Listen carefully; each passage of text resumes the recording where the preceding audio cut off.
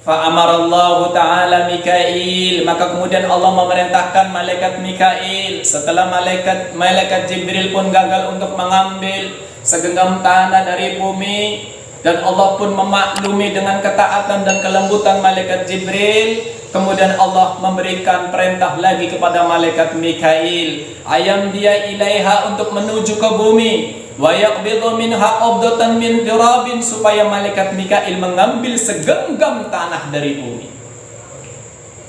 Fa aqsamat alaihi, setelah datangnya malaikat Mikail, maka bumi pun sama bersumpah di depan malaikat Mikail. Wa qalat lahu mithla qalat li Jibril fa barraqa samaha, maka bumi berkata di depan malaikat Mikail sama dengan apa yang ia katakan di depan malaikat Jibril, bahkan lebih baik dan lebih bagus sumpahnya di depan malaikat Mikail.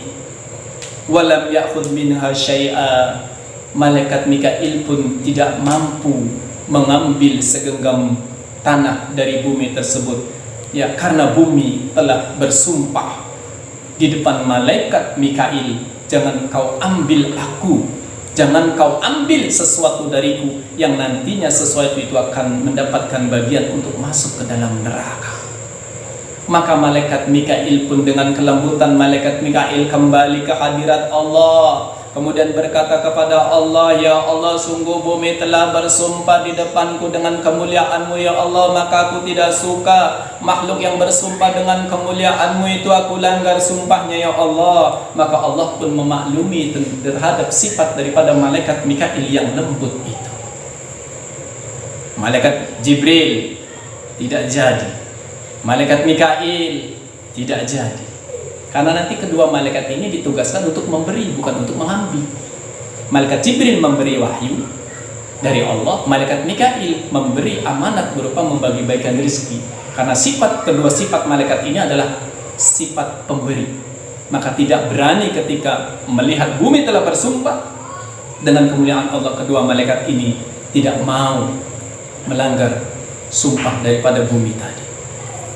Setelah itu bagaimana? Fa arsalallahu ilaihi Israil. Setelah selesai berurusan dengan malaikat Mikail, Allah pun memanggil malaikat Israil, wahai Israil, labbaika ya Allah, wahai Israil, kamu ke sini. Maka malaikat Israil pun menghadap kepada Allah. Kemudian Allah memerintahkan malaikat Israil, ambillah segenggam tanah dari bumi. Ini adalah tugasmu dariku, ambil itu bumi yang nantinya aku akan ciptakan makhluk. Setelah malaikat Israil tersebut telah sampai ke bumi, wa kazzaha biharbatin kanat ma'ahu, maka langsung ketika itu malaikat Israil menancapkan tombak ke dalam bumi yang ia bawa. Jadi teka-tekani bumi, langsung bumi ditombak. Durung sempat ngomong, bumi langsung ditombak. Fatarabat famnadidu, bersumpah di depan malaikat Israil seperti sama yang telah dikatakan oleh bumi kepada kedua malaikat saudara daripada malaikat Israil. Ya, setelah malaikat Israil mendengar sumpah bumi di hadapannya, faqala laha amarallahu khairan qasamaki.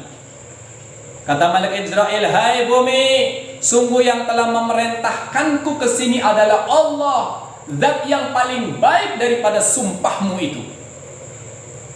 Aku lebih takut terhadap Allah daripada sumpahmu itu. Ya. Kata malaikat Israil, Allah telah memerintahkan aku ke sini. Jadi durung apa-apa, durung ngomong-ngomong acan, si bumi langsung ditombak nih malaikat Israil. Belum berbicara sama sekali, bumi langsung ditombak sehingga tombak tersebut menembus ke dalam bumi. Setelah itu setelah diambil, barulah bumi berkata kepada malaikat Israil, ya, la ta'khudh minni syai'ah. Jangan kau ambil. Ya, jangan kau ambil dariku sesuatu, karena sungguh aku telah berlindung dengan kemuliaan Allah. Malaikat Israil membalas, wahai bumi, sungguh yang telah memerintahkan aku ke sini dan suruh dan yang menyuruh aku datang ke sini adalah Allah, zat yang lebih baik daripada sumpahmu, maka aku tidak peduli terhadap apa yang kau katakan. Ketegasan malaikat Israil. Ya, wa qabada qabdatan min zawayaha al-arba' min jami' adimiha. Maka malaikat Israil memaksa mengambil segenggam tanah dari 4 penjuru. Dari 4 penjuru diambil itu tanah.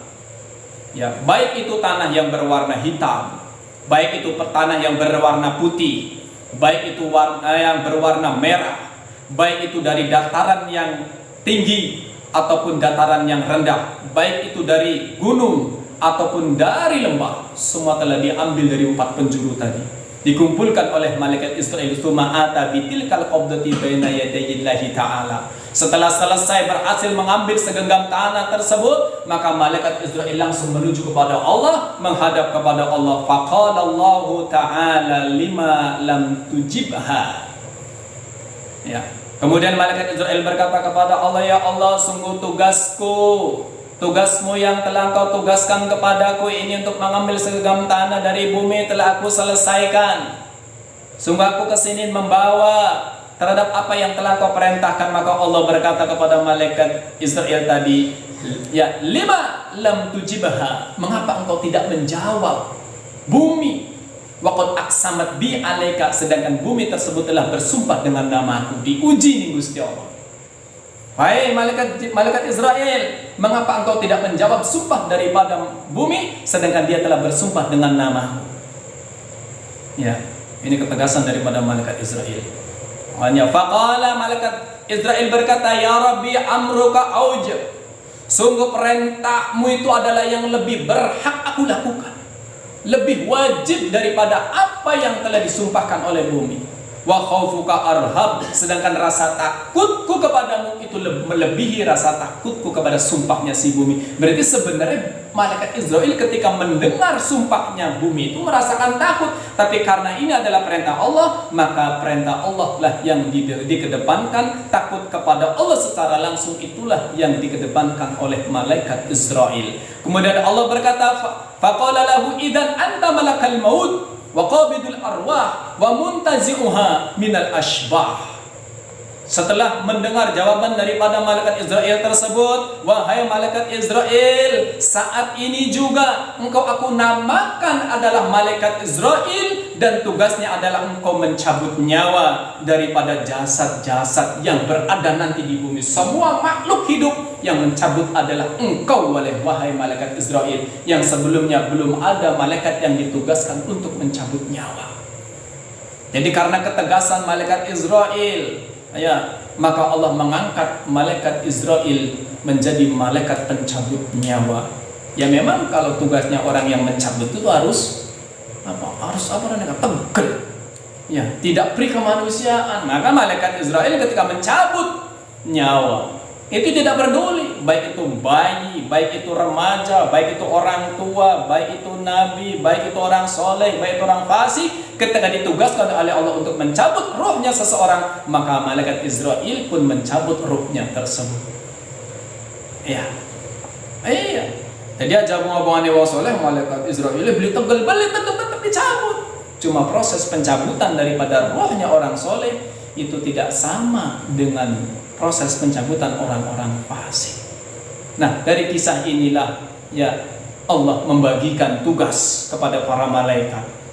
Ya, malaikat Jibril nanti ditugaskan oleh Allah untuk memberikan wahyu, membagikan wahyu. Setelah wahyu terputus, malaikat Jibril terus ditugaskan oleh Allah untuk memberikan ilham kepada para wali-walinya Allah, memberikan ilham kepada orang-orang soleh, memberikan ilmu. Dan malaikat Mikail ditugaskan oleh Allah untuk membagi-bagikan rezeki sebagai penyambung hidup bagi para makhluk semuanya. Jadi malaikat Mikail itu membagikan rezeki bukan hanya kepada manusia, binatang pun Allah tugaskan malaikat Mikail untuk memberikan rezekinya. Ya, karena semua itu adalah menjadi tanggungan daripada Allah Subhanahu wa taala, bahwasanya selagi usia atau umurnya manusia di muka bumi ini masih panjang, maka tetap Allah akan terus-menerus memberikan rezeki. Maka tanda daripada ya orang tersebut akan meninggal, maka Allah akan putuskan dulu rezekinya. Jadi jangan khawatir kekurangan rezeki, ya, karena sungguh rezeki yang kita terima berupa makanan, berupa pakaian itu telah menjadi tanggungan daripada Allah. Allah berfirman, ya, wa ma min dabatin fil ardi illa 'ala Allahi rizquha. Tidak ada makhluk yang di atas bumi ini kecuali rizkinya atas ditanggung oleh Allah. Ya, cuma saja Allah memperlakukan sunatullah. Ya, memperlakukan sunatullah, kata Allah, ya, wa idza ketika kalian wa idza qudiyatis sholati yaumil jumat, ya, duduk. Ketika kalian telah selesai melakukan ibadah, maka bertebarkanlah kalian di muka bumi, carilah karunia Allah.